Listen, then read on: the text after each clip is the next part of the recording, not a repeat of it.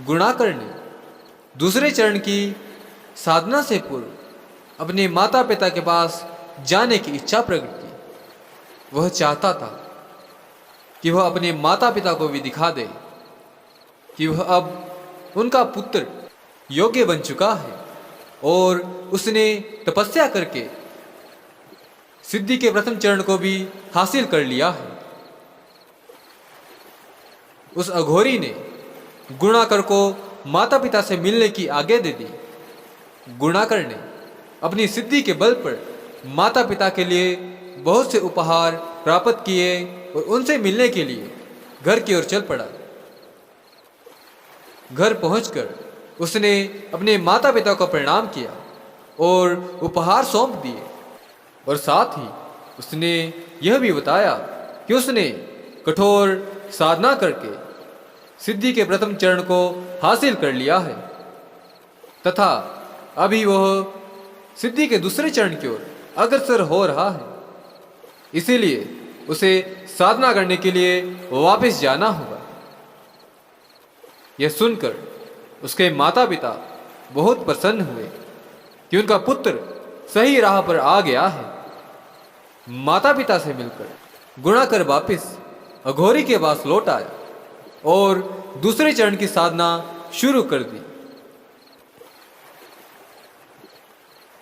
गुणाकर बहुत समय तक साधना करता रहा किंतु उसे सिद्धि प्राप्त नहीं हुई। तब वह अघोरी के पास गया और इस सब का कारण पूछा।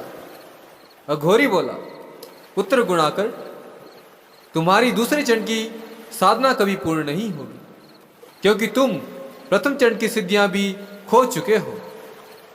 अब तुम्हें सिद्धियां प्राप्त करने के लिए पुनः प्रथम चरण से साधना आरंभ करनी होगी।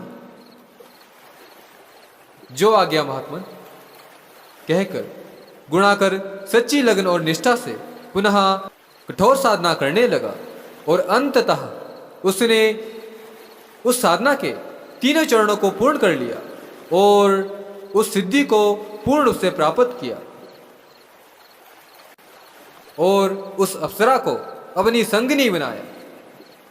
विक्रम, क्या तुम बता सकते हो कि गुणाकर ने अपनी पहली सिद्धि क्यों खो दी थी? बेताल यह सवाल राजा विक्रम से पूछता है।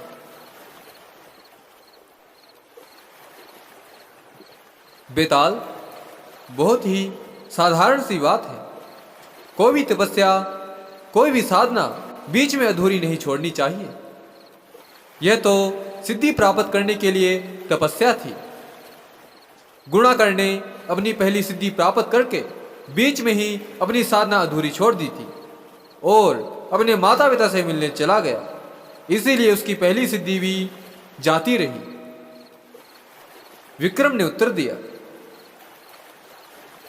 बिल्कुल ठीक कहा तुमने विक्रम। तुम निश्चित ही एक न्यायप्रिय राजा हो, किंतु तुम मेरी शर्त भूल गए थे। चूंकि तुम अब बोल पड़े हो, इसलिए मैं जा रहा हूं। मेरे पीछे मत आना, तुम मुझे पकड़ नहीं पाओगे। कहते हुए बेताल विक्रम की पकड़ से आजाद होकर शमशान घाट की ओर उड़ चला। उड़ते उड़ते वो आगे बोला, मैंने पहले ही कहा था विक्रम, यदि तुम कुछ भी बोले तो मैं आजाद हो जाऊंगा। मैं जा रहा हूं, मेरे पीछे आना व्यर्थ है। तुम लौट जाओ विक्रम। इस प्रकार से यह कथा यहीं समाप्त होती है। प्यारे साधकों, साधनाओं को हमेशा ही अनुभवों के द्वारा समझा जा सकता है। क्या फर्क पड़ता है वह अनुभव आपके हों या किसी और के। क्योंकि कौटिल्य का कहना था कि दूसरों के अनुभवों से आप जितना सीख सकते हो उतना सीख लीजिए, क्योंकि यदि आप अपने अनुभवों से सीखने लगेंगे तो आपकी उम्र कम पड़ जाएगी। मुझे आशा है यह वीडियो आपके लिए अवश्य ही मार्गदर्शक साबित होगी।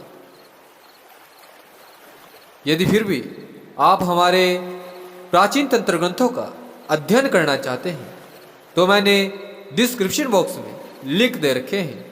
आप उनका जाकर अवश्य अवलोकन कर सकते हैं। अब मैं इसके साथ ही अपने शब्दों को विराम देना चाहूँगा। जय माता दी।